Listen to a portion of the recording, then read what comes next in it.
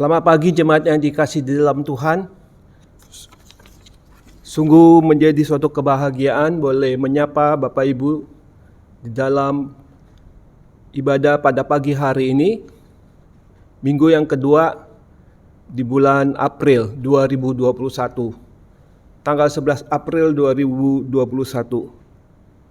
Kita boleh mengucap syukur kepada Tuhan atas segala kasih dan anugerah-Nya.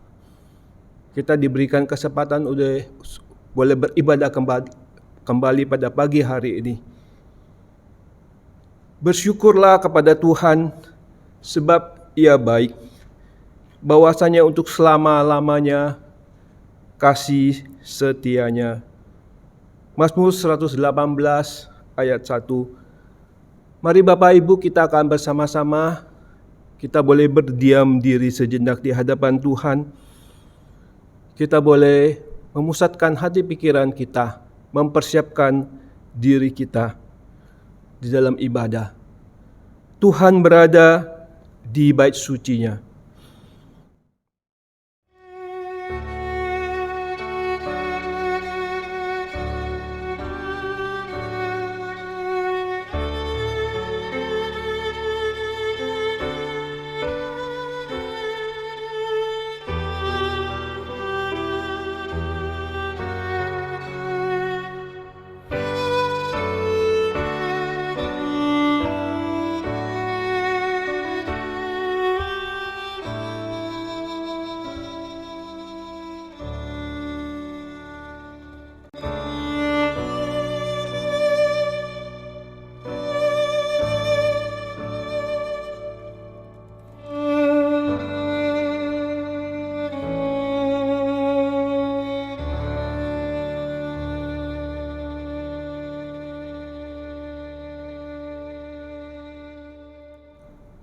Amin.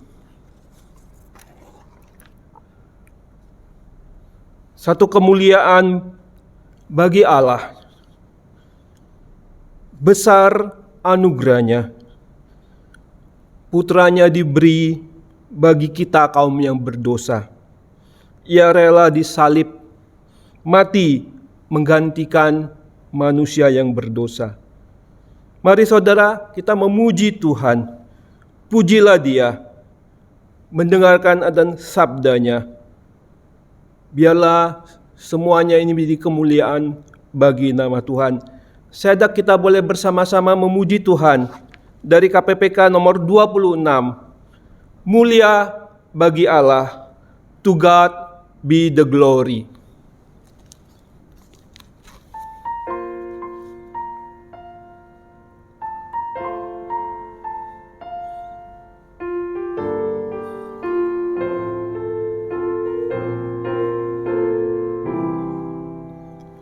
Mulia bagi Allah, kasih-Nya besar, putranya diberikan untuk kaum berdosa. Ia rela disalib bagi manusia, terbukalah pintu selamat bagiku.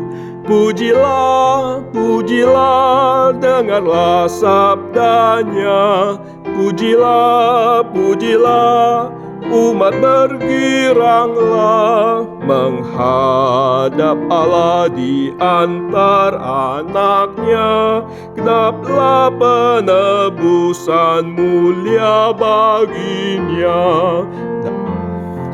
Darah anak-Nya jadi penebusan, itu janji-Nya bagi yang percaya. Dan dosaku betapapun besarnya, Ia menghapus dan membasuh semuanya. Pujilah, pujilah, dengarlah sabda-Nya. Pujilah, pujilah, umat bergiranglah menghadap Allah di antara anak-Nya. Genaplah penebusan mulia bagi-Nya. Musik saja.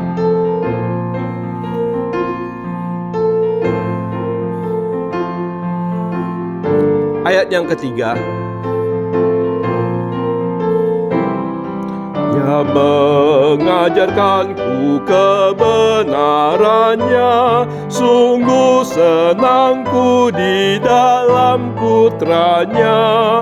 Amat sukacita tiada bandingnya ketika aku melihat wajahnya. Pujilah, pujilah, dengarlah sabdanya. Pujilah, pujilah, umat bergiranglah menghadap Allah di antara anaknya. Genaplah penebusan mulia baginya. Kita akan bersama-sama, kita akan berdoa.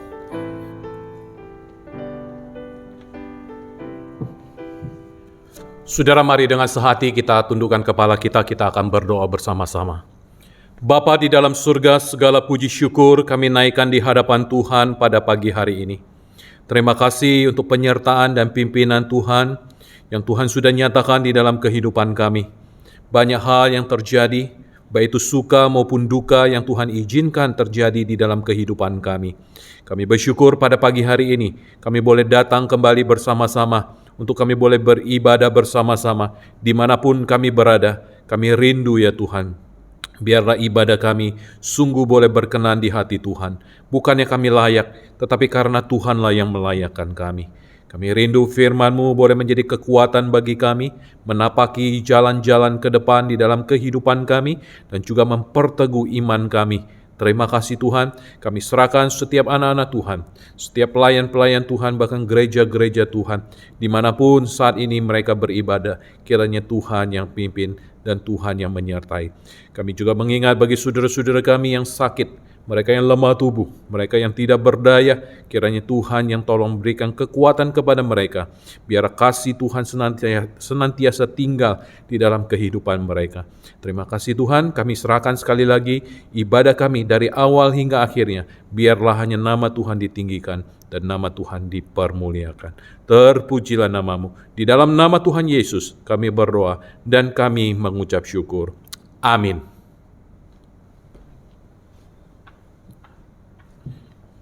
Saudara, kita sudah boleh bersama-sama boleh merayakan kebangkitan Tuhan dari antara orang mati.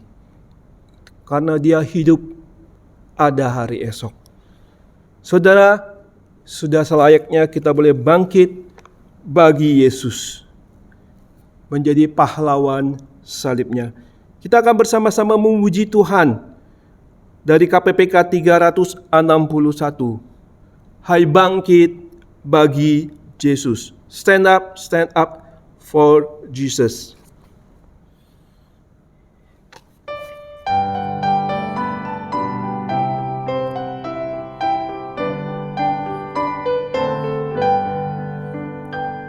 Hai bangkit bagi Yesus, pahlawan salibnya.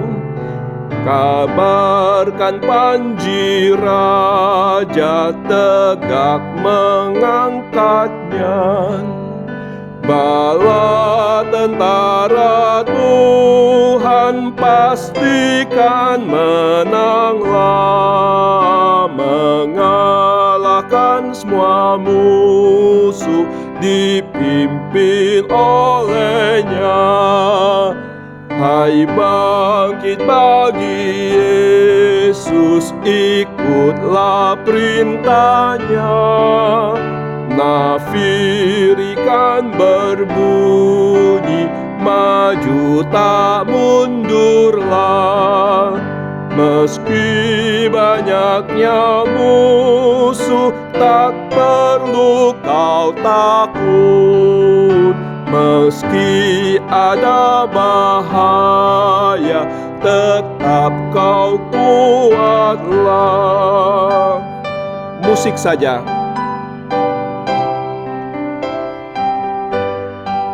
Bangkit bagi Yesus. Tidak lama lagi kita berperang. Umatnya bersoraklah, kidung kemenangan. Dan yang setia padanya ada mahkota mulia. Bangkit bersama Yesus bertata di surga. Kita akan nyanyikan ayat yang ketiga. Hai bangkit bagi Yesus, tak lama berperang. Umatnya bersoraklah, kidung kemenangan. Dan yang setia padanya ada mahkota mulia. Bangkit bersama Yesus bertata di surga. Saudara, kita akan bersama-sama. Kita akan membaca Alkitab ini yang adalah firman Tuhan. Pembacaan firman Tuhan pada pagi hari ini terambil dari kitab Injil Yohanes. Kitab Injil Yohanes pasalnya yang ke-14, ayat 1 hingga ayatnya yang ke-14. Mari kita boleh bersama-sama menyimak firman Tuhan ini. Saya akan membacakan 14 ayat firman Tuhan ini. Rumah Bapa, janganlah gelisah hatimu, percayalah kepada Allah. Percayalah juga kepadaku. Di rumah Bapakku banyak tempat tinggal. Jika tidak demikian, tentu aku mengatakannya kepadamu. Sebab aku pergi ke situ untuk menyediakan tempat bagimu. Dan apabila aku telah pergi ke situ dan telah menyediakan tempat bagimu, aku akan datang kembali dan membawa kamu ke tempatku, supaya di tempat di mana aku berada, kamu pun berada. Dan kemana aku pergi, kamu tahu jalan ke situ. Kata Thomas kepadanya, Tuhan, kami tidak tahu kemana Engkau pergi, jadi bagaimana kami tahu jalan ke situ? Kata Yesus kepadanya, Akulah jalan dan kebenaran dan hidup. Tidak ada seorang pun yang datang kepada Bapa kalau tidak melalui aku. Sekiranya kamu mengenal aku, pasti kamu juga mengenal Bapakku. Sekarang ini kamu mengenal Dia dan kamu telah melihat Dia. Kata Filipus kepadanya, Tuhan, tunjukkanlah Bapa itu kepada kami. Itu sudah cukup bagi kami. Kata Yesus kepadanya, telah sekian lama aku bersama-sama kamu, Filipus, namun engkau tidak mengenal aku. Barang siapa telah melihat aku, ia telah melihat Bapa. Bagaimana engkau berkata, tunjukkanlah Bapa itu kepada kami? Tidak percayakah engkau bahwa aku di dalam Bapa dan Bapa di dalam aku? Apa yang aku katakan kepadamu, tidak aku katakan dari diriku sendiri, tetapi Bapa yang diam di dalam aku, Dialah yang melakukan pekerjaannya. Percayalah kepadaku bahwa aku di dalam Bapa dan Bapa di dalam aku, atau setidak-tidaknya percayalah karena pekerjaan-pekerjaan itu sendiri. Aku berkata kepadamu, sesungguhnya barang siapa percaya kepadaku, ia akan melakukan juga pekerjaan-pekerjaan yang aku lakukan, bahkan pekerjaan-pekerjaan yang lebih besar daripada itu, sebab aku pergi kepada Bapa. Dan aku juga yang kamu minta di dalam namaku, aku akan melakukannya, supaya Bapa dipermuliakan di dalam Anak. Jika kamu meminta sesuatu kepadaku dalam namaku, aku akan melakukannya. Sejauh ini pembacaan firman Tuhan. Saya akan membaca ulang. Kita akan mengulangi ayatnya yang ke-6. Kata Yesus kepadanya, Akulah jalan dan kebenaran dan hidup. Tidak ada seorang pun yang datang kepada Bapa kalau tidak melalui aku. Puji Tuhan, inilah firman Tuhan yang adalah kebenaran. Saudara, kita akan bersama-sama memuji Tuhan kembali. Dari lagu KPPK nomor 37, Tuhan yang kukasihi, I love you Lord.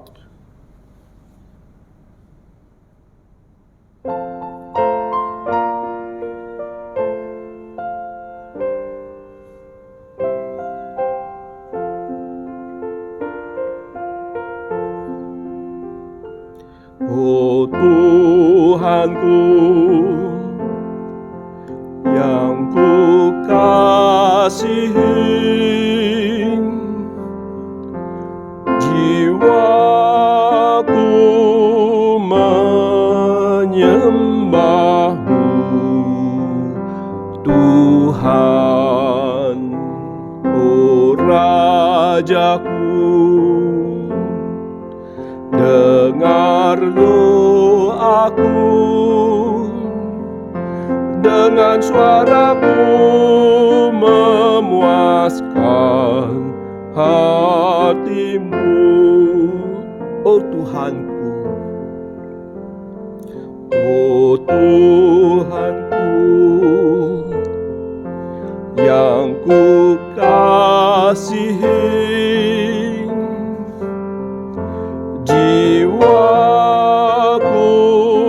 menyembahmu, Tuhan, oh Rajaku. Dengar doaku,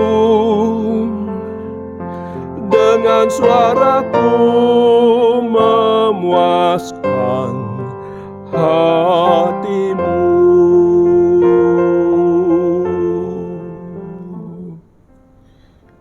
Tuhan yang kukasihi. Saudara, pada pagi hari ini kita akan mendengarkan firman Tuhan. Firman Tuhan akan disampaikan oleh hambanya Guru Injil Jimmy Setiawan. Satu tema yang akan dibawakan, bangkit dan serukan nama Yesus. Mari kita akan mempersiapkan hati kita, mempersiapkan diri kita. Kita akan bersama-sama kita memuji Tuhan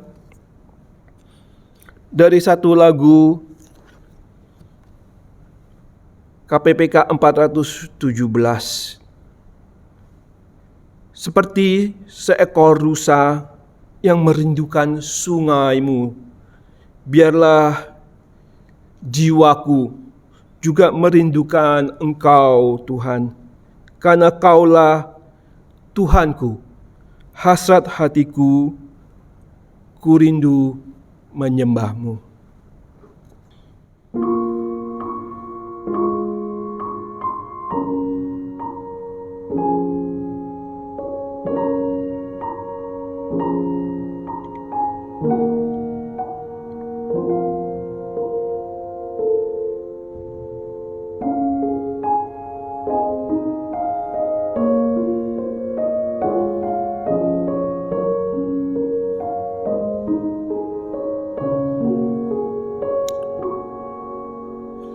Seperti rusa rindu sungaimu, jiwaku rindu Engkau. Kaulah Tuhan hasrat hatiku, ku rindu menyembahmu. Engkau kekuatan dan perisaiku, kepadamu rohku berserah. Kaulah Tuhan hasrat hatiku, ku rindu menyembahmu.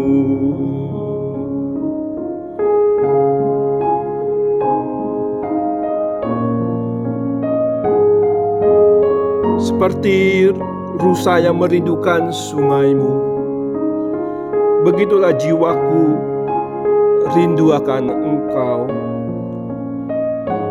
Engkaulah Tuhan hasrat hatiku, ku rindu menyembah-Mu. Saudara, kita akan ulangi lagu ini sekali lagi, sambil kita boleh merenungkannya.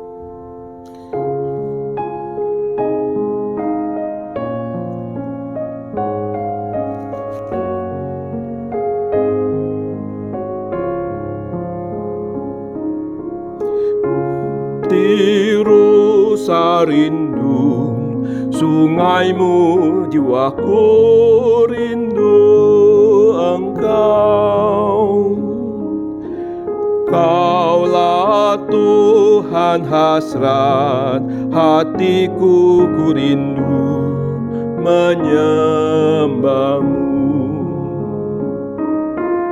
Engkau kekuatan dan perisaiku, kepadamu rohku berserah. Kaulah Tuhan hasrat hatiku, ku rindu menyembah-Mu. Kaulah Tuhan hasrat hatiku, ku rindu menyembah-Mu.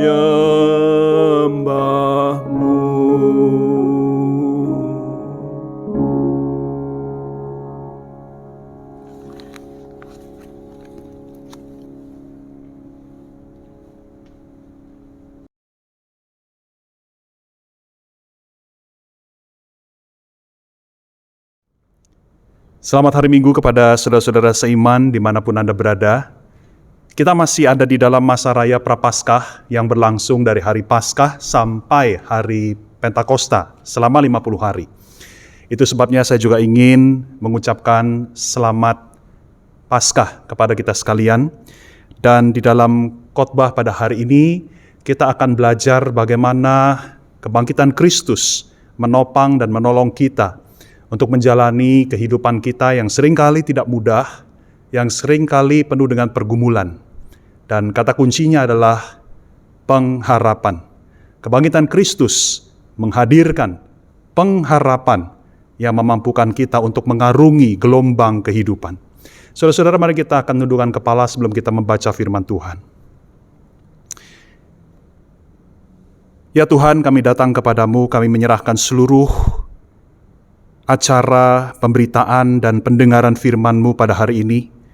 Kiranya Engkau saja yang berbicara kepada setiap kami, dan kiranya melalui firman-Mu Engkau kembali menyuntikkan pengharapan yang sejati dan ilahi itu di dalam batin kami, sehingga boleh menguatkan kerohanian kami yang lemah, boleh membangkitkan kerohanian kami yang letih ketika kami berjalan di dalam kehidupan yang penuh dengan tantangan dan pergumulan. Tolong kami ya Tuhan, kami percaya Engkau sudah menyediakan firman yang terbaik kepada setiap kami yang akan mendengarkan, menerima, merenungkannya. Hanya di dalam nama Tuhan Yesus, sama-sama orang percaya katakan, amin. Saudara, teks firman Tuhan yang akan kita baca terambil dari 1 Petrus pasal 1 ayat 3 sampai 9. Mari kita buka Alkitab kita, 1 Petrus 1 ayat 3 sampai yang ke-9. Saya akan bacakan bagi kita sekalian. Terpujilah Allah dan Bapa Tuhan kita Yesus Kristus, yang karena rahmat-Nya yang besar telah melahirkan kita kembali oleh kebangkitan Yesus Kristus dari antara orang mati kepada suatu hidup yang penuh pengharapan, untuk menerima suatu bagian yang tidak dapat binasa, yang tidak dapat cemar, dan yang tidak dapat layu, yang tersimpan di sorga bagi kamu, yaitu kamu yang dipelihara dalam kekuatan Allah karena imanmu, sementara kamu menantikan keselamatan yang telah tersedia untuk dinyatakan pada zaman akhir. Bergembiralah akan hal itu, sekalipun sekarang ini kamu seketika harus berduka cita oleh berbagai-bagai pencobaan atau ujian. Maksud semuanya itu ialah untuk membuktikan kemurnian imanmu yang jauh lebih tinggi nilainya daripada emas yang fana, yang diuji kemurniannya dengan api, sehingga kamu memperoleh puji-pujian dan kemuliaan dan kehormatan pada hari Yesus Kristus menyatakan dirinya. Sekalipun kamu belum pernah melihat Dia, namun kamu mengasihinya. Kamu percaya kepada Dia, sekalipun kamu sekarang tidak melihatnya. Kamu bergembira karena sukacita yang mulia dan yang tidak terkatakan, karena kamu telah mencapai tujuan imanmu, yaitu keselamatan jiwamu. Saudara-saudara yang terkasih, saya akan memulai khotbah ini dengan mengajukan sebuah pertanyaan. Sebenarnya, apa artinya menjadi orang Kristen? Siapakah orang Kristen yang sejati itu? Saudara-saudara, pertanyaan ini tentu kita bisa jawab dengan berbagai macam sudut pandang. Banyak jawaban yang kita bisa pikirkan dan kita bisa berikan untuk pertanyaan ini. Akan tetapi berdasarkan ayat 3 yang baru saja kita baca, saya ingin mengajak kita melihat satu definisi orang Kristen yang sejati. Saudara, ayat ini mengatakan sewaktu kita dilahirkan baru, maka kita masuk dalam hidup yang penuh pengharapan. Saudara, inilah definisi orang Kristen yang sejati adalah dia yang memiliki hidup yang penuh pengharapan. Saudara-saudara, melalui khotbah kita pada hari ini, kita akan belajar merenungkan akan pengharapan yang datang dari Allah itu. Secara khusus, saya akan membantu kita semua memikirkan dalam 3 pertanyaan. Mengapa kita membutuhkan pengharapan? Apa sih pengharapan yang disediakan oleh Allah? Dan pertanyaan yang terakhir, bagaimana mendapatkan pengharapan tersebut? Mari kita mulai dengan pertanyaan yang pertama. Mengapa kita membutuhkan pengharapan? Saudara, jawabannya tersirat di dalam ayat yang ke-6. Penulis surat ini adalah Rasul Petrus maksud saya. Dia menuliskan surat ini kepada jemaat yang sedang mengalami penderitaan karena iman mereka. Saudara, pada zaman gereja mula-mula, orang Kristen memang mengalami penganiayaan karena iman mereka kepada Tuhan Yesus. Baik pemerintah Romawi maupun orang-orang Yahudi, mereka tidak suka dengan orang Kristen. Itu sebabnya menjadi orang Kristen pada 3 abad pertama sangatlah berbahaya. Menjadi orang Kristen pada masa itu artinya kita mesti siap ditangkap, dipenjara, disiksa, dan bahkan dibunuh. Itulah yang terjadi pada Stefanus, Yakobus, Paulus, dan hampir semua rasul lainnya.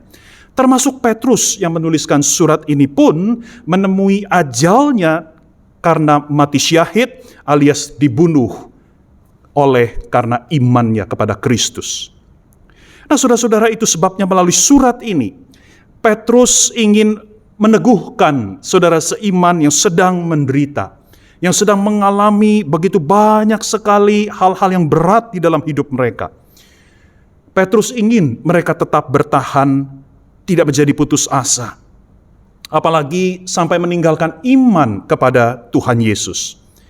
Nah, bagaimana Petrus meneguhkan mereka? Dalam ayat-ayat ini kita melihat Petrus mengingatkan mereka kepada pengharapan yang sudah mereka miliki di dalam Kristus. Jadi saudara-saudara, bagaimana kita menjawab pertanyaan ini? Mengapa kita membutuhkan pengharapan?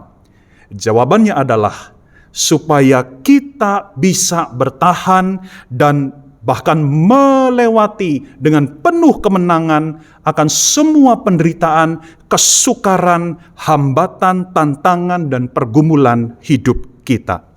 Saudara-saudara, tanpa pengharapan, kita pasti tidak akan bisa melewati penderitaan dan pergumulan.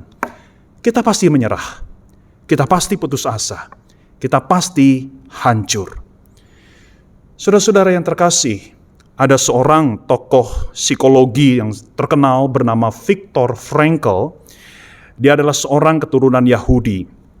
Sewaktu Perang Dunia Kedua, dia ditangkap oleh Nazi dan kemudian dia dimasukkan ke dalam kamp konsentrasi Nazi yang sangat terkenal dengan kebiadabannya. Saudara, selama dia di dalam tahanan tersebut, karena dia adalah seorang psikolog, Dia mengamati, dia mempelajari sesama tahanan yang mengalami penderitaan yang luar biasa di kamp konsentrasi tersebut. Dia mempelajari respon-respon para tahanan tersebut ketika diperhadapkan dengan siksaan dan bahkan bayang-bayang kematian yang sangat brutal. Saudara-saudara, untungnya Viktor Frankl tidak mati di dalam kamp konsentrasi. Ketika Nazi berhasil dikalahkan oleh tentara sekutu, dia termasuk tahanan yang dibebaskan dari kamp konsentrasi. Di kemudian hari, Frankl menuliskan sebuah buku yang sangat terkenal sampai sekarang, berjudul Man's Search for Meaning. Buku ini berisi refleksi atas pengamatan Frankl terhadap para tahanan selama di kamp konsentrasi. Dia menyimpulkan ada 4 jenis respon manusia terhadap penderitaan yang berat. Jenis respon yang pertama adalah mereka menjadi kasar dan keras ketika mereka berada di dalam penderitaan. Frankl mengatakan bahwa ada orang-orang yang sebelumnya begitu baik, halus, sopan, tetapi saat mereka berada di dalam penderitaan yang berat dan tidak kunjung berakhir, seperti di dalam kamp konsentrasi tersebut, maka mereka berubah menjadi monster-monster. Mereka menjadi kejam terhadap sesama tahanan yang lain. Mereka tidak segan-segan membunuh atau mengkhianati sesama rekan tahanan demi supaya mereka bertahan hidup. Saudara, inilah jenis respon yang pertama. Jenis respon yang kedua adalah mereka menjadi putus asa. Di dalam tulisannya, Frankl menceritakan ada tahanan yang sudah begitu putus asa dengan keadaan mereka, sehingga ketika pagi hari tiba, mereka tidak mau bangun dari tempat tidurnya. Bahkan sekalipun prajurit Nazi membangunkan mereka dengan pentungan dan tendangan, mereka tidak mau bergerak. Mereka memilih untuk dibunuh saja daripada mereka harus terus-menerus menghadapi kenyataan yang begitu berat. Mereka tidak tahan menghadapi penderitaan. Dan banyak dari tahanan ini yang akhirnya juga memilih jalan pintas, yaitu mereka mengakhiri hidup mereka sendiri. Saudara, inilah jenis respon yang kedua, orang-orang yang di dalam penderitaan, yaitu mereka menjadi putus asa. Jenis yang ketiga, saudara-saudara, adalah mereka yang tetap bertahan di dalam penderitaan karena mereka memiliki pengharapan duniawi. Apa yang saya maksud? Saudara, para tahanan di kategori ketiga ini berusaha mengatakan pada diri sendiri selama di dalam kamp konsentrasi, saya harus bertahan, saya tidak boleh mati di sini. Karena bila suatu hari saya dibebaskan, maka saya akan pasti ketemu lagi dengan keluarga saya. Saya akan pulang kepada mereka. Saya akan kembali kepada kehidupan saya sebelumnya. Saya akan kembali pada pekerjaan saya. Saya akan kembali pada kekayaan saya. Saya akan kembali pada jabatan atau status terhormat yang saya miliki di tengah-tengah masyarakat. Nah, saudara-saudara, yang menarik, ketika mereka akhirnya benar-benar dibebaskan dari kamp konsentrasi, mereka kembali ke tengah masyarakat. Apa yang mereka temui? Ternyata keluarga mereka sudah tidak ada. Karena mereka sudah dibunuh oleh Nazi. Keluarga mereka sudah dibantai oleh Nazi. Dan mereka tidak lagi bisa kembali kepada kehidupan mereka yang lama.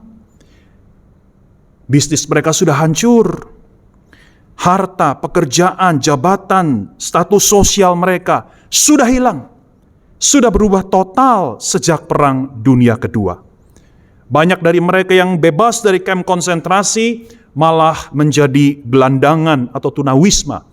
Karena semua yang mereka bayangkan ternyata sudah tidak ada.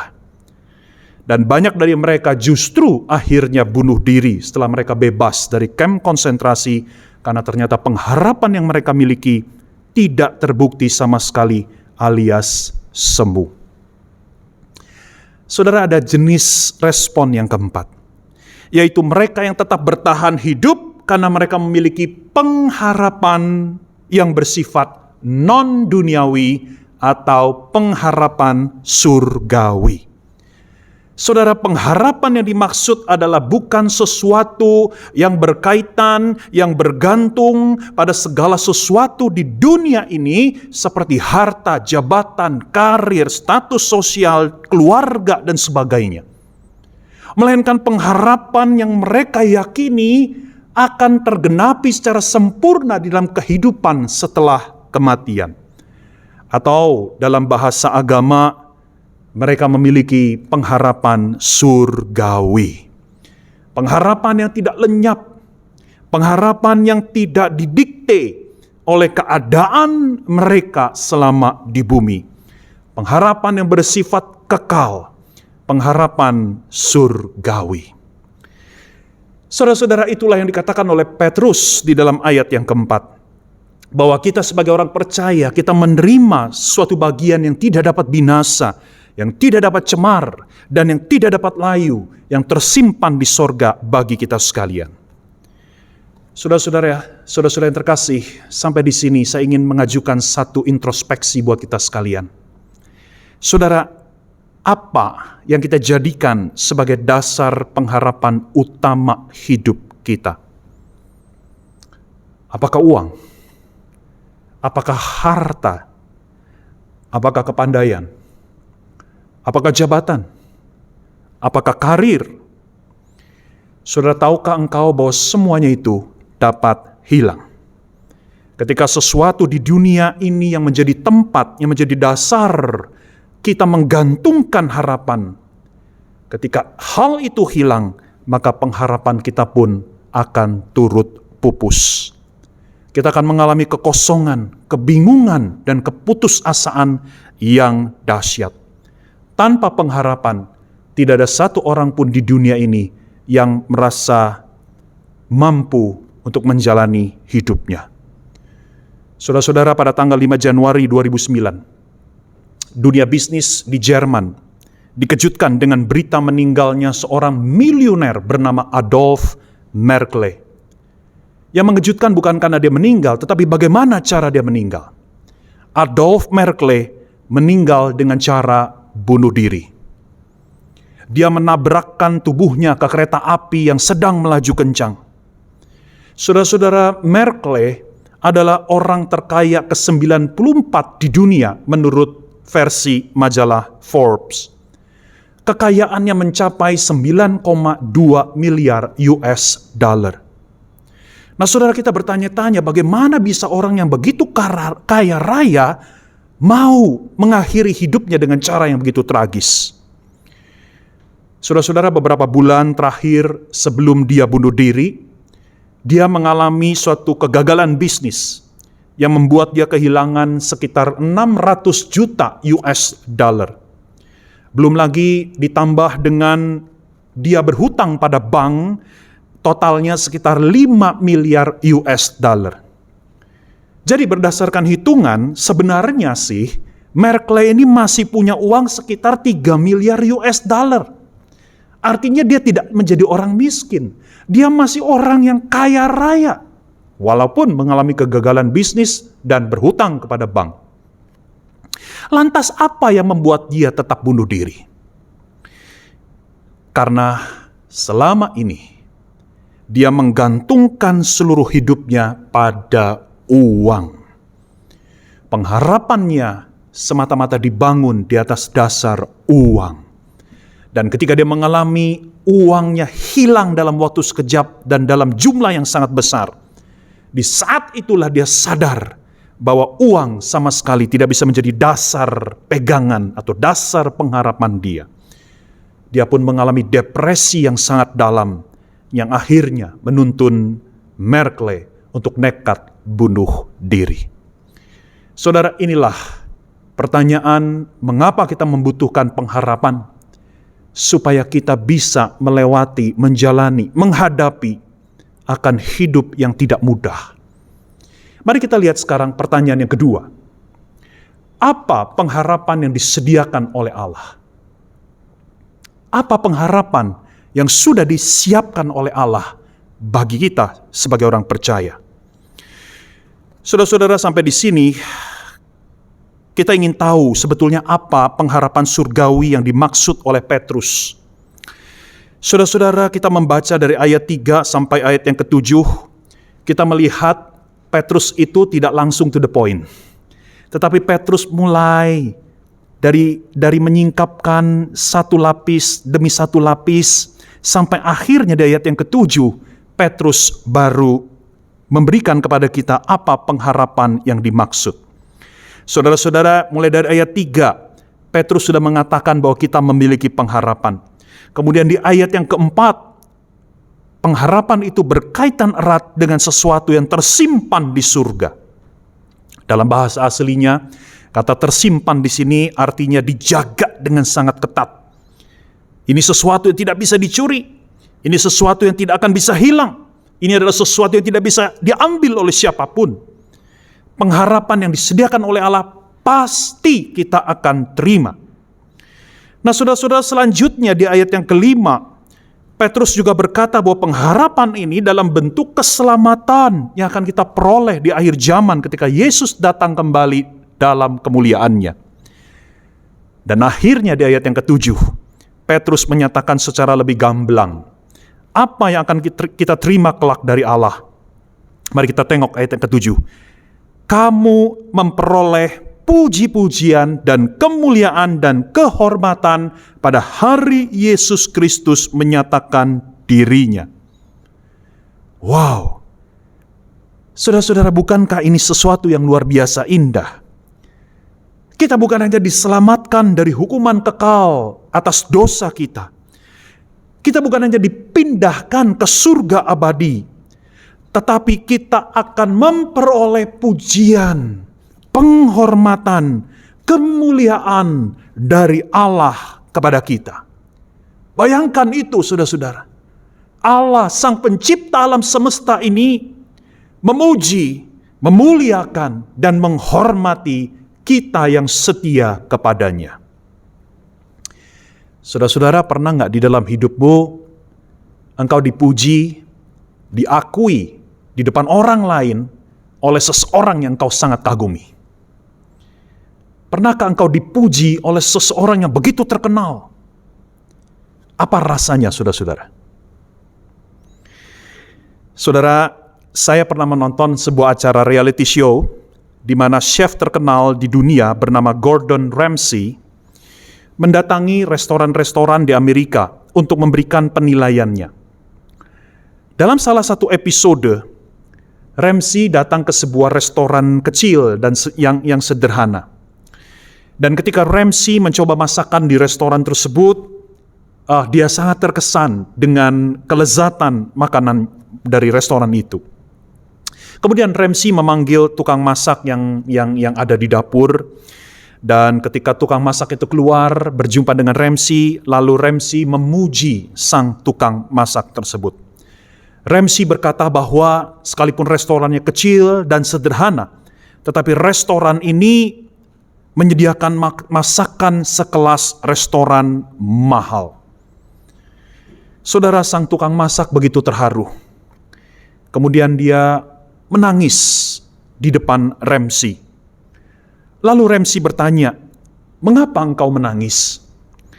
Padahal masakanmu enak dan saya sedang memuji engkau." Lalu sang tukang masak menjawab begini kepada Ramsay, "Bapak Ramsay, saya sangat mengagumi Anda. Anda adalah idola saya sejak saya masih muda. Bahkan saya menjadi tukang masak sekarang karena diinspirasikan oleh Anda. Selama bertahun-tahun saya menjadi tukang masak, saya punya impian untuk ketemu Anda karena Anda adalah idola saya. Dan sekarang impian itu terwujud. Anda datang ke restoran tempat saya bekerja. Dan bukan hanya itu, Anda yang sudah menjadi idola saya seumur hidup saya, Anda memuji bahwa masakan saya sangat enak. Sebuah pujian yang keluar dari mulut seorang chef tingkat internasional seperti Anda." pujian Anda sangat berarti bagi saya.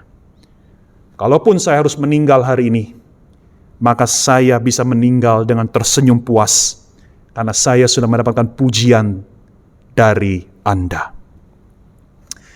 Saudara-saudara, saya percaya bahwa pujian, kemuliaan, dan kehormatan yang diberikan Allah kepada kita akan jauh lebih membahagiakan kita. Lebih daripada yang kita dapat bayangkan. Apapun pengalaman yang pernah kita lewati di dunia ini, pengalaman keindahan, pengalaman kekaguman, pengalaman kepuasan, pengalaman kebahagiaan, itu tidak akan ada bandingnya dengan apa yang kita peroleh dari Allah sendiri. Pujian yang keluar dari mulut Allah, penghormatan yang keluar dari mulut Allah, kemuliaan yang akan dicurahkan dari Allah bagi kita sekalian. Saudara-saudara, inilah pengharapan yang dimaksud oleh Petrus. Pengharapan seperti inilah yang akan memampukan kita menjalani kehidupan yang berat, yang penuh dengan kesesakan dan kesulitan. Karena kita tahu, suatu hari kelak Tuhan akan memuliakan, Tuhan akan memuji kita. Ilustrasinya begini, saudara-saudara. Seandainya ada seseorang disuruh mengangkat batu setiap hari selama 1 tahun. Apakah hal ini menjadi sesuatu yang berat buat dia? Tentu, kalau orang ini tidak tahu apa tujuannya. Tetapi seandainya orang ini dijanjikan akan dikasih uang 1 triliun. Kalau dia setia mengangkat batu setiap hari dalam 1 tahun. Saya yakin orang ini tidak akan lagi menganggap pekerjaan itu sebagai sebuah pekerjaan yang sia-sia. Sebagai suatu pekerjaan yang membosankan. Sebagai suatu pekerjaan yang membebankan. Dia akan melakukan itu dengan penuh sukacita, bukan? Setiap hari dia akan lakukan itu dengan gembira, tidak bersungut-sungut. Sekalipun dia begitu letih secara fisik, dia tetap akan terus lakukan. Kenapa? Karena dia tahu, setelah dia menyelesaikan semua, dia akan memperoleh upah yang luar biasa. 1 triliun rupiah. Saudara-saudara, itu sebabnya di ayat yang ke-6, Petrus berkata, bergembiralah akan hal itu, sekalipun sekarang ini kamu seketika harus berduka cita oleh berbagai-bagai pencobaan. Saudara, ayat ini luar biasa. Saudara, ayat ini mengatakan bahwa kita di dalam hidup di dunia, kita masih mengalami pencobaan, kita masih mengalami ujian, kita masih mengalami masalah. Dan itu akan membuat kita sedih. Itu akan membuat kita duka cita. Tetapi Petrus berkata di saat yang sama, bergembiralah. Saudara, dalam bahasa asli dan bahasa Inggris sebetulnya dipakai kata greatly rejoice. Sangat bergembiralah. Jadi bukan sekedar bergembira, tetapi sangat bergembiralah. Greatly rejoice. Saudara-saudara, ini menarik sekali. Petrus tidak berkata ada waktunya berduka cita, ada waktunya bersuka cita. Tidak. Petrus juga tidak berkata, sekarang kamu berduka cita karena engkau mengalami hidup yang berat, tapi percayalah, suatu hari kelak kau akan bersuka cita. Tidak. Petrus tidak berkata begitu. Petrus berkata, saat ini engkau bisa berduka cita dan bersusah hati karena iman, karena hidupmu yang berat, tetapi di saat yang sama engkau juga bisa bersuka cita. Saudara tangkap itu? Keren bukan ayat ini? Saudara-saudara, perkataan Petrus bertolak belakang dengan pandangan umum yang sering kali mengatakan bahwa sukacita dan duka cita tidak bisa berjalan bersamaan. Kalau kita sedang bersuka cita, maka kita tidak mungkin duka cita. Kalau kita sekarang sedang berduka cita, kita tidak mungkin bersuka cita. Kita harus memilih salah satu. Petrus berkata, no. Sebagai orang Kristen yang punya pengharapan, engkau bisa memiliki keduanya sekaligus. Di satu sisi engkau boleh berduka cita, engkau boleh sedih, engkau boleh bersusah hati ketika engkau mengalami pergumulan, kehilangan, atau penderitaan yang berat. Tetapi di sisi yang lain, kita adalah orang yang memiliki pengharapan di dalam Tuhan, kita tidak akan berhenti pada rasa duka cita. Kita punya pengharapan yang menjadi pegangan kita. Kita menatap ke masa depan dan kita memiliki sukacita di tengah-tengah duka cita. Saudara-saudara, firman Tuhan mengatakan bahwa inilah tegangan yang akan kita miliki sebagai orang percaya. Kita boleh berduka cita karena hidup yang tidak mudah, tetapi di saat yang sama kita tetap memiliki sukacita karena kita tahu bahwa kita punya pengharapan di dalam Tuhan. Dan kita juga tahu bahwa penderitaan yang Tuhan izinkan kita alami adalah alat Tuhan untuk memurnikan dan membentuk diri kita. Seperti ayat 7 mengatakan, maksud semuanya adalah untuk membuktikan kemurnian imanmu yang jauh lebih tinggi nilainya daripada emas yang fana yang diuji kemurniannya dengan api. Saudara, apapun kesusahan dalam hidup kita adalah cara Tuhan membangun dan membentuk diri kita. Seperti emas, ketika dimasukkan dalam tungku api, emas itu bukan menjadi lebih buruk, tetapi emas itu akan menjadi lebih baik, lebih cemerlang, lebih murni, dan lebih kuat. Saudara-saudara, kita akan masuk dalam pertanyaan yang ketiga. Bagaimana kita mendapatkan pengharapan ini? Ya, kita sudah menjawab mengapa kita butuh pengharapan. Kita sudah menjawab apa sih pengharapan yang disediakan oleh Allah. Pertanyaan yang terakhir yang kita mau renungkan, bagaimana kita mendapatkan pengharapan ini? Mari kita tengok kembali ayat yang ketiga. Terpujilah Allah dan Bapa Tuhan kita Yesus Kristus yang karena rahmat-Nya yang besar telah melahirkan kita kembali oleh kebangkitan Yesus Kristus dari antara orang mati kepada suatu hidup yang penuh pengharapan. Saudara, perhatikan dan garis bawahi. Pengharapan yang diberikan Allah kepada kita berdasarkan kebangkitan Yesus Kristus dari antara orang mati. Atau dalam bahasa lain, kita dapat juga mengatakan bahwa kebangkitan Yesus Kristus adalah jaminan yang kokoh dari pengharapan Allah kepada kita. Mengapa demikian? Saudara, saya mengajak kita untuk loncat ke ayat 21. Ya, kita tidak membacakannya, tetapi mari kita sekarang lihat ayat 21. Oleh Dialah kamu percaya kepada Allah yang telah membangkitkan Dia dari antara orang mati dan yang telah memuliakannya, sehingga imanmu dan pengharapanmu tertuju kepada Allah. Saudara-saudara, kita harus memahami ada satu konsep yang sangat penting yang diajarkan oleh Alkitab, yaitu tentang kesatuan Kristus dengan setiap orang percaya. Kesatuan Kristus dengan setiap orang percaya. Saudara-saudara, saat kita percaya kepada Yesus Kristus, kita dilahirkan baru oleh Roh Kudus.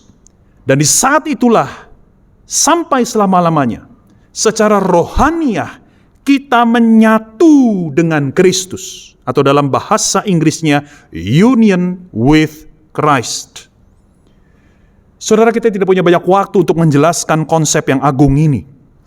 Tetapi singkatnya begini, karena kita sudah menyatu dengan Kristus, maka apa yang diterima oleh Kristus dari Bapanya, pasti akan juga kita terima.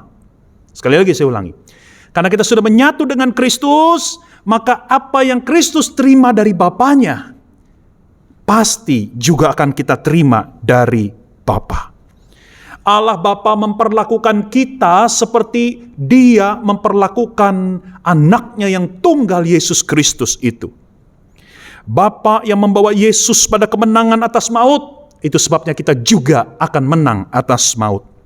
Bapa yang akan memuliakan Yesus, itu sebabnya kita juga akan dimuliakan oleh Bapa. Bapa sangat mencintai Yesus, itu sebabnya kita pun akan dibanjiri oleh cinta kasih dari Bapa kepada kita. Saudara, apapun yang Yesus akan terima dari Bapanya, pasti akan kita terima. Dan saudara-saudara, ini terjadi karena kebangkitan Kristus menjadi puncak kemenangan Kristus. Karena Yesus sudah bangkit dan Dia naik ke surga, duduk di sebelah kanan Allah Bapa.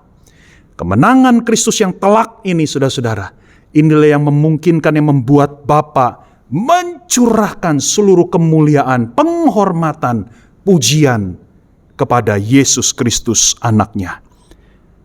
Dan karena kita sudah bersatu dengan Kristus, suatu hari kelak kita juga akan memperoleh semuanya. Saudara-saudara, ilustrasinya seperti ini. Saudara, kalau engkau pecinta sepak bola, ya, saudara, engkau tahu bahwa di dalam sebuah pertandingan sepak bola, ya, itu biasanya kesebelasan yang bertanding itu mereka pasti mempunyai pemain cadangan, betul nggak ya? Ya, pasti. Ya, dalam event-event atau laga berskala internasional, kesebelasan pasti akan membawa pemain cadangan. Nah, saudara-saudara, pemain cadangan tersebut tetap dianggap sebagai satu tim dengan pemain yang bertanding di lapangan. Bisa saja di dalam sebuah pertandingan, pemain cadangan sama sekali tidak turun ke lapangan. Ya, dia tidak dipanggil oleh pelatihnya untuk menggantikan pemain lain. Artinya, dia tetap duduk di bangku cadangan sampai pertandingan selesai. Tetapi ketika timnya itu menang, maka si pemain cadangan itu juga pasti akan mendapatkan kemenangan yang sama. Medali yang diberikan kepada semua pemain juga akan diterima oleh pemain cadangan. Saudara, para pemain cadangan, walaupun mereka belum tentu ikut bertanding, mereka juga akan mendapatkan penghargaan. Kenapa? Karena mereka dianggap satu tim dengan mereka yang berlaga. Saudara, begitulah kira-kira kita dengan Kristus. Kita sudah menjadi satu dengan Kristus. Sehingga apa yang diperoleh oleh Kristus dari Bapanya setelah kebangkitannya, itu pun akan kita juga peroleh. Saudara-saudara, sampai di sini saya akan akhiri khotbah saya. Mungkin saudara berkata di dalam hati, saya tahu bahwa Allah sudah menyediakan yang terbaik suatu hari kelak.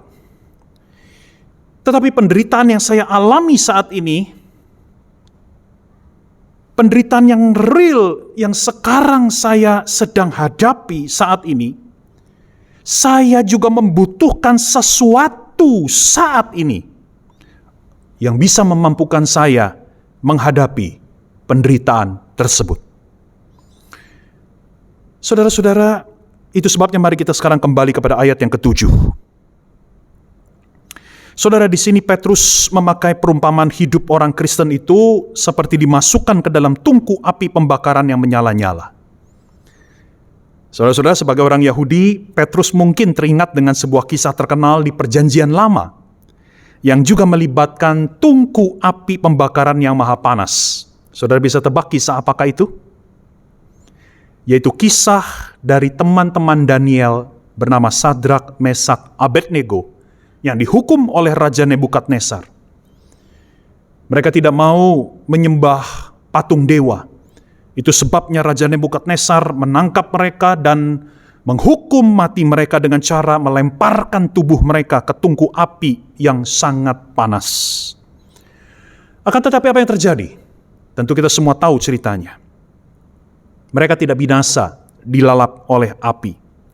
Sebaliknya mereka tetap hidup di dalam tungku api tersebut. Dan yang lebih mengherankan adalah tiba-tiba ada satu sosok lain dalam tungku itu. Saudara, siapakah sosok itu? Kitab Daniel menyebutkan sosok itu seperti seorang anak dewa. Siapakah sosok itu? Saudara-saudara, Yesaya pasal 43 ayat 2 dan ayat 5 menjawabnya. Apabila engkau berjalan melalui api, engkau tidak akan dihanguskan, dan nyala api tidak akan membakar engkau. Janganlah takut, sebab aku ini menyertai engkau. Perhatikan kata aku di sini huruf besar. Allah yang bersama-sama dengan Sadrak, Mesak, Abednego di dalam tungku api. Allah yang beserta mereka. Allah yang Immanuel, yang kita sekarang kenal dengan sebutan nama Yesus Kristus. Saudara-saudara, Yesus Kristus adalah Allah yang pasti bersama dengan kita ketika kita mengalami hidup yang sulit saat ini. Dia adalah Allah yang tidak mungkin akan meninggalkan kita. Bahkan Dia adalah Allah yang masuk berpartisipasi bersama-sama dengan kita dalam setiap penderitaan yang kita alami. Dan bahkan bukan hanya itu juga, sesungguhnya Yesus sudah lebih dahulu melewati tungku api terbesar, yaitu murka Allah atas orang berdosa. Di atas kayu salib, Yesus menanggung hukuman dosamu dan dosaku. Yesus pernah mengalami semua jenis penderitaan. Yesus pernah ditinggalkan, difitnah, dikhianati, disiksa, dan bahkan sampai dibunuh. Yesus melalui semuanya itu. Yesus bukanlah Allah yang steril dari penderitaan. Yesus adalah Allah yang berempati dengan kita karena Dia sendiri pernah merasakan apa yang kita juga alami. Itu sebabnya Petrus berkata di ayat yang ke-8, sekalipun kamu belum pernah melihat Dia, namun kamu mengasihinya. Kamu percaya kepada Dia, sekalipun kamu sekarang tidak melihatnya. Kamu bergembira karena sukacita yang mulia dan yang tidak terkatakan. Saudara-saudara, Petrus mengajak kita untuk mengarahkan seluruh fokus kita kepada Yesus Kristus yang sudah lebih dahulu mencintai kita. Yesus yang sudah membuktikan kasih-Nya di atas kayu salib bagi kita. Yesus yang telah menyerahkan segalanya bagi kita, tidak akan mungkin meninggalkan kita sendirian di dalam hidup yang sulit. Saudara, selama kita sungguh-sungguh merenungkan dan mengalami kasih Kristus yang sempurna ini dalam hati kita, maka kita pasti punya kekuatan dan kemampuan untuk menjalani hidup ini dengan setia. Amin. Mari kita tundukkan kepala, kita berdoa. Saudara, mari kita ambil waktu sejenak untuk kita meresponi firman Tuhan di dalam hati kita. Apakah hari-hari ini engkau sedang dilanda satu rasa putus asa? Kau merasa tidak yakin dengan masa depanmu. Hidupmu begitu berat. Engkau mengalami kehilangan demi kehilangan. Engkau dicekik oleh kekhawatiran dan ketakutan. Hari ini firman Tuhan yang kau dengarkan berkata, kebangkitan Kristus memungkinkan engkau sekarang hidup di dalam pengharapan. Bukan hanya pengharapan yang akan digenapi secara sempurna di masa yang akan datang, tetapi Kristus juga akan menyertai engkau di dalam seluruh pergumulan hidupmu. Kristus adalah Allah yang beserta dengan kita sekalian. Saudara, maukah engkau sungguh-sungguh datang kepada Dia dan kembali memperbaharui imanmu, kembali mengarahkan seluruh pandangan imanmu kepada Kristus, yang pasti tidak akan meninggalkan kita yatim piatu. Saudara, mari kita berdoa. Tuhan, terima kasih untuk firman-Mu. Ampuni kami Tuhan, kalau selama ini kami kehilangan iman kepadamu. Kami lebih mudah memberikan ruang hati kami untuk dikuasai oleh kekhawatiran, kecemasan, ketakutan akan masa depan kami. Tuhan, kami seringkali membiarkan kesulitan, penderitaan, dan pergumulan hidup malah melumpuhkan diri kami. Kami lupa bahwa Engkau adalah Allah yang selalu menyediakan apa yang kami perlukan untuk kami tetap bertahan dan bahkan melewati semuanya ini dengan penuh kesetiaan. Bahwa Engkau sudah menghadirkan pengharapan yang indah itu melalui kebangkitan anak-Mu sendiri. Kami semua menjadi orang-orang yang seharusnya dibanjiri dengan pengharapan. Tuhan, kiranya sekali lagi firman-Mu pada hari ini mengisi kembali relung jiwa kami yang terdalam sampai pojok-pojok yang terdalam dengan pengharapan dari Allah. Pengharapan yang akan membangkitkan kekuatan dan kegairahan untuk kami boleh setia hidup, melayani, dan mencintai Engkau. Terima kasih Tuhan, inilah doa kami. Hanya di dalam nama Tuhan Yesus kami semua sudah berdoa.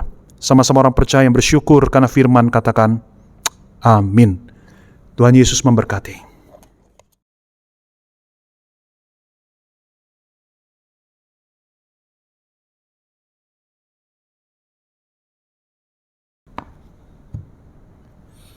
Saudara, kita mengucap syukur, kita sudah boleh bersama-sama mendengarkan firman Tuhan.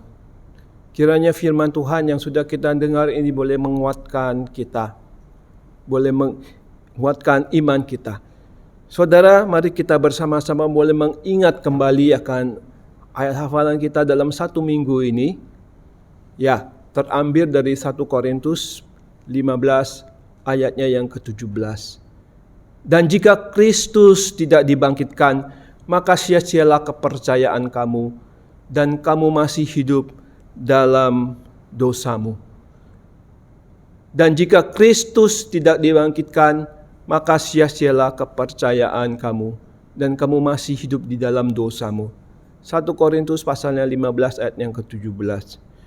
Dan untuk ayat hafalan kita untuk minggu yang akan datang terambil dari Yohanes pasalnya yang 14 ayat yang ke-6. Yohanes 14 ayat yang ke-6. Kata Yesus kepadanya, "Akulah jalan dan kebenaran dan hidup. Tidak ada seorang pun yang datang kepada Bapa kalau tidak melalui aku." Kata Yesus kepadanya, "Akulah jalan dan kebenaran dan hidup. Tidak ada seorang pun yang datang kepada Bapa kalau tidak melalui aku." Yohanes 14 ayatnya yang ke-6.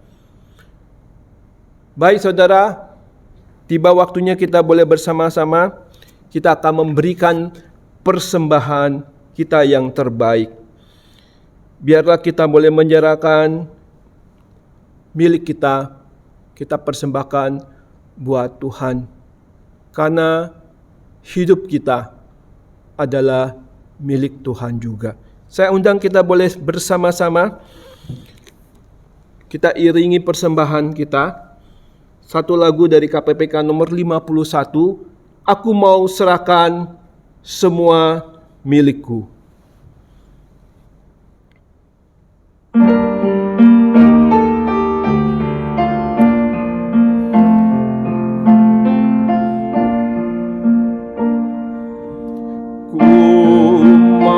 Serahkan semua milikku, sungguh ku rela kepadamu. Kasih-Mu besarlah, ku serahkan diriku, jiwa dan hatiku serahkan. Ku mau serahkan waktu hidup agar dipimpin ya Tuhanku. Sabdalah padaku untuk jalan sertamu kini dan selamanya, ku tak mundur. Mari kita persembahkan persembahan kita yang terbaik bagi Tuhan.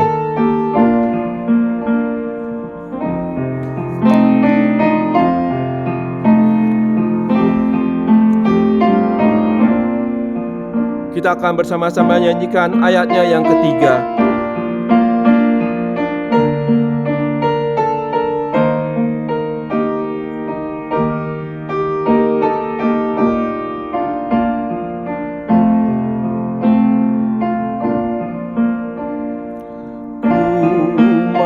Serahkan semua hartaku, semuanya ini, oh terimalah. Kau telah menebusku, ku mau memuji-Mu, ku serahkan milikku semuanya. Mari kita berdoa. Tuhan, aku mau menyerahkan hartaku, hidupku, diriku, ku persembahkan buat Tuhan. kiranya Tuhan menerima persembahan kami ini. Meskipun kecil di hadapan Tuhan, tapi kami memberikan dengan kesungguhan dan ketulusan hati kami. Biarlah semua menjadi kemuliaan bagi nama Tuhan. Teringat pertama mereka yang boleh mengelolakan uang ini. Biarlah Tuhan berikan bijaksana di dalam pengelolaan ini. Tuhan, terpujilah nama-Mu. Hanya di dalam nama Tuhan kami, Yesus Kristus, kami sudah berdoa. Amin.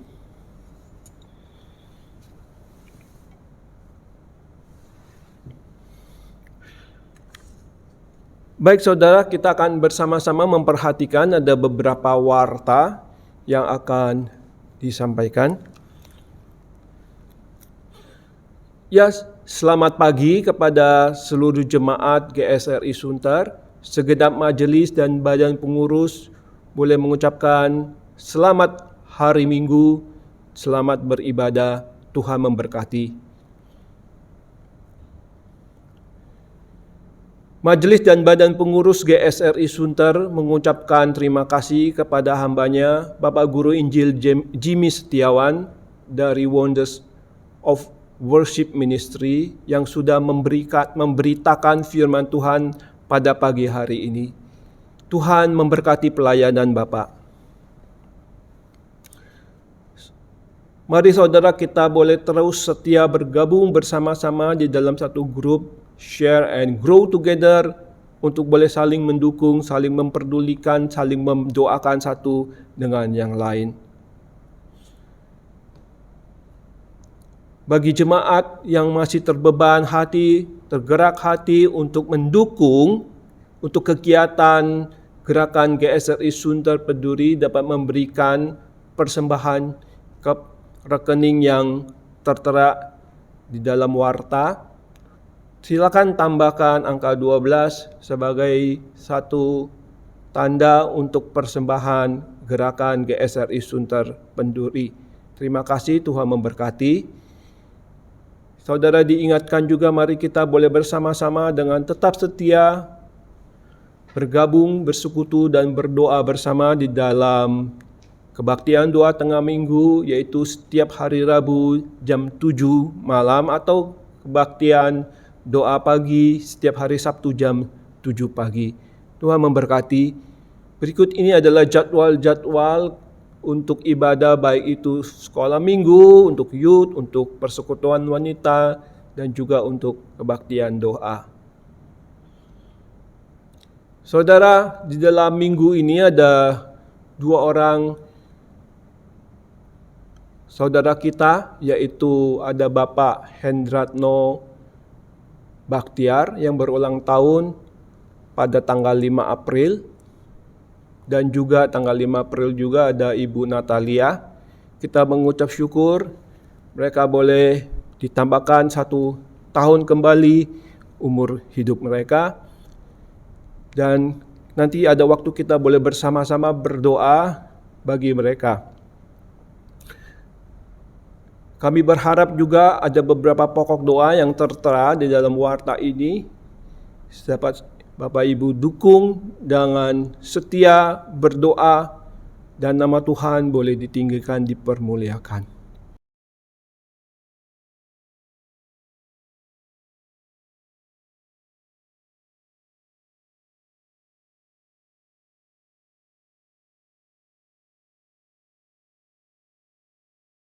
Terima kasih untuk kesempatan kita boleh sama-sama memperhatikan warta ini. Tuhan memberkati. Saya undang kita boleh bersama-sama, kita boleh berdoa bersama untuk kedua saudara kita yang boleh berulang tahun. Mari kita berdoa. Bapa kami yang ada di dalam surga, sungguh kami boleh bersyukur, kami boleh mengucap syukur kepadamu untuk kedua hamba Tuhan, hamba-Mu ini, Bapak Hendratno dan Ibu Natalia yang boleh berulang tahun. Terima kasih, mengucap syukur bahwa Tuhan telah dampingi mereka, memberkati mereka dan juga keluarga mereka. Tuhan menambahkan satu umur dalam kehidupan mereka. Kami berdoa Tuhan, biar mereka boleh tetap setia di dalam iman mereka kepadamu, tetap setia di dalam pelayanan mereka, supaya apa yang mereka boleh perbuat itu tidak sia-sia di dalam Tuhan. Berkati juga keluarga mereka, berkati juga pelayanan mereka, berkati juga untuk pekerjaan yang mereka lakukan. Terima kasih Tuhan, Tuhan sudah memberkati kehidupan mereka. Semuanya ini kami ucapkan syukur, kami berdoa di dalam nama Tuhan kami, Yesus Kristus. Amin. Baik saudara, kita akan bersama-sama, kita akan menyanyikan doksologi.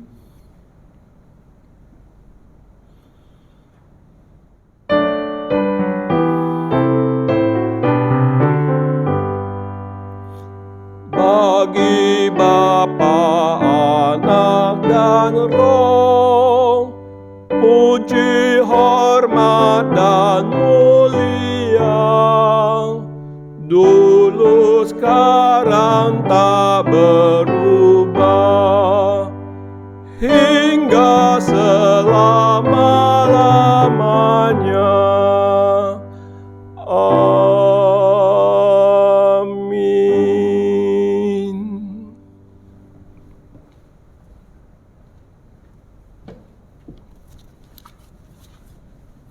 Jemaat yang terkasih di dalam Tuhan, arahkanlah hidupmu dan biarlah kebenaran firman Tuhan yang sudah didengar, biarlah firman ini boleh menjadi rema di dalam perjalanan kehidupan kita dan memberikan kekuatan di dalam kita menapaki hari-hari kita ke depan. Dan terimalah berkat dari Tuhan. Kiranya kasih karunia Tuhan Yesus Kristus, kasih Allah Bapa, persekutuan dengan Roh Kudus, menyertai saudara sekalian, mulai saat ini, sampai Yesus datang kedua kali, bahkan sampai selama-lamanya. Amin. Baik saudara, demikian ibadah kita. Silakan saat teduh, selamat hari Minggu, dan Tuhan memberkati.